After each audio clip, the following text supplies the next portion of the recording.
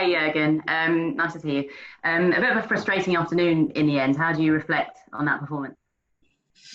Good performance in most parts of the game. There were moments when it was like Liverpool against Nick Pope, because I think it's the biggest challenge in football to play against a team which is that well organized and create against a team which is that well organized and has such an outstanding attitude like Burnley has.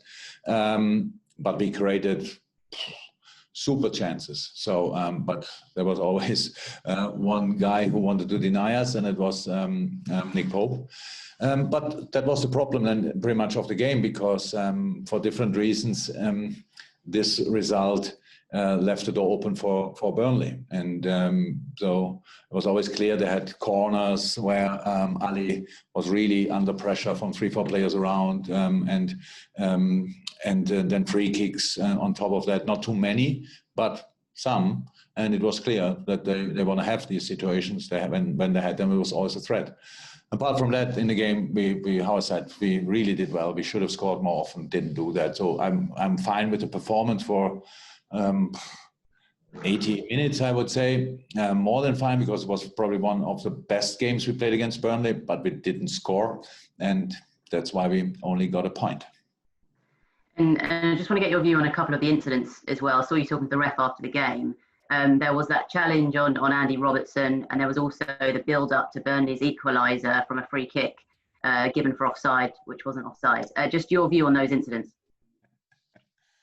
No, I didn't speak about Andy Robertson's situation, because in the game I didn't see it. I saw it after the game. That was, yeah. So, look, I spoke about the goalkeeper situations. It's I know and I don't. I feel like we've lost the game. We didn't. I know that. And maybe it's not the best moment then to talk about these things. It would be good you win 4-0 and you could talk to a ref then about that, and I would have. But that's a problem. But how can you let it happen that a goalie constantly, when the corner comes in, is that much that 3 players are allowed to block him? That's just not how it should be. But for the ref, it was obviously not a foul or not a problem, and that's why he left. Didn't whistle in these situations, and that was what I told him. But that had no influence on the result, how I realized later. Thank you, Emma. I don't have any other hands up, guys, unless someone wants to turn their thing off and ask. A quick press conference at this rate. Anyone? Chris Basketball. Oh. Sorry. I've talked about the kids again. I mean, they were really good today. I thought, the confidence of Kurt is incredible, really, to watch how he played. Yeah, so look, it's for a player with the creativity and the technical skills of Curtis, is a good game to play.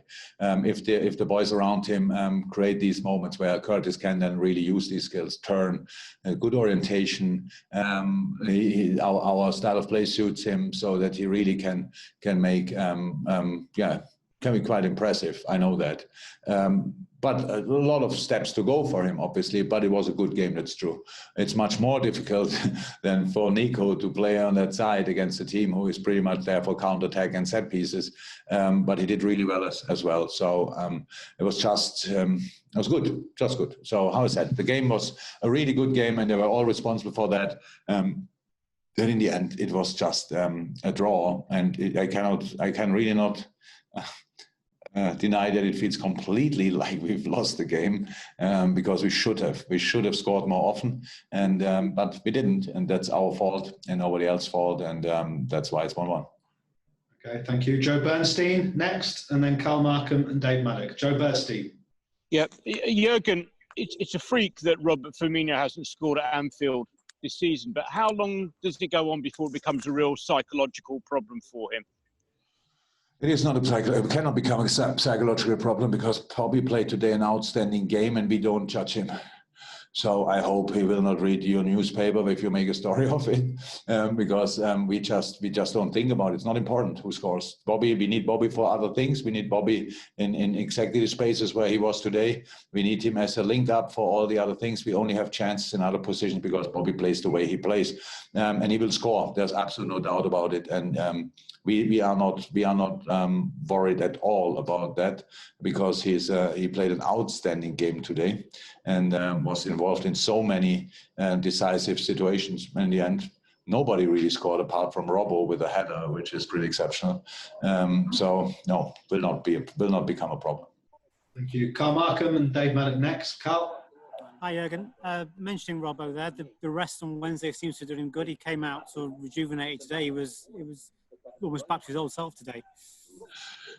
Yeah, it helps. So thank God. So because Millie was not available as well. So thank God that Nico is now here. So and made the big steps in training, that we can give the boys this kind of rest. Robbo came on in the last game already and made a massive difference.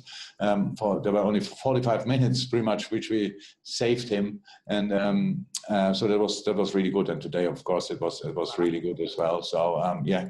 Nico is just is now here, and we can make these kind of decisions, and it's good. Okay, we'll go to Dave Maddock. Dave? Jurgen, I'm interested in, you speak about the young players and how they still have a lot to improve. Obviously, you want them to step up next season and sort of become proper first team players. How do they do that? What do they have to do to actually improve?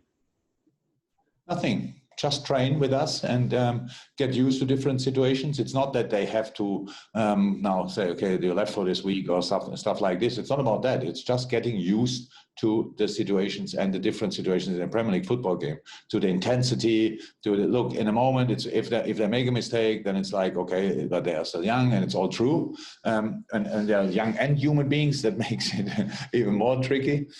So all these things, just to gain stability, to be always there when you have to, and so that's not that they have to make incredible big steps. It's how I say it was. The best thing is you would have the experience of a 35-year-old player and the legs of a 20-year-old player. That is perfect, because at 35 years you saw so many situations on a pitch, and you experienced so many different moments that it just not gets you anymore. It's just normal. So yes, it was totally intense today, and Burnley want to go for free kicks and stuff like this, and corners and all these things. We want we were constantly active, constantly in attacking situations. So how to deal with these situations, how to use spaces. You learn that by while you're training with outstanding good football players, and that's exactly what they will do. And then it's always up to them. That's how it is. Who makes the best impression will get the first lineup shirt. That was always like this and will stay like this. Final question, Ian Whittle. Ian. Hi, Jurgen. Just to follow up on that slightly, Pep Guardiola has always talked about how difficult it is blooding young players when obviously the stakes are so high for clubs like you and Manchester City. You know, you're expected to win every single game. What challenges does that present with you, trying to bring on young players when the stakes are so high? Every game is such a big game for a club like yours. I'm not sure it's about how high the stakes are. It's about how ready are the boys.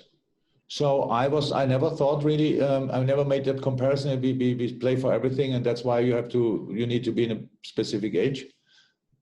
It's not, there are no old and young players, there are only good and not so good players. So, and I hope we have only good players, or especially, or even exceptional players. And so who is in our squad should be ready to play. That's why he's in a squad. That means the age is only one information from 500 other informations. But the problem with not young players, in general players who are not now in the first line, the team is really good. So, and as long as we show the attitude we showed today again, then it's just difficult to have like 40 games in a row.